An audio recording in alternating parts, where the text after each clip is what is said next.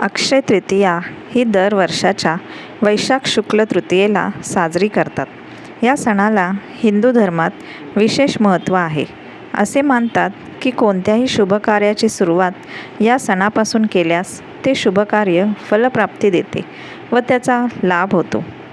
3.5 शुभमुहूर्तांपैकी अक्षय तृतीया एक असल्याने या दिवशी कोणताही मुहूर्त न पाहता आपण खरेदी किंवा कोणतेही शुभकार्य करू शकतो.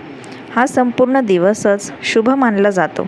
या दिवशी भगवान विष्णू आणि देवी लक्ष्मीची विधिवत पूजा केली जाते. सुख, समृद्धी, आनंद यावा, भरभराट व्हावी यासाठी अक्षय तृतीयेच्या दिवशी विधिवत शुभमुहूर्तावर पूजा करण्याची पद्धत आहे. शुभमुहूर्त आपल्याला व्हिडिओमध्ये दिलेला आहे.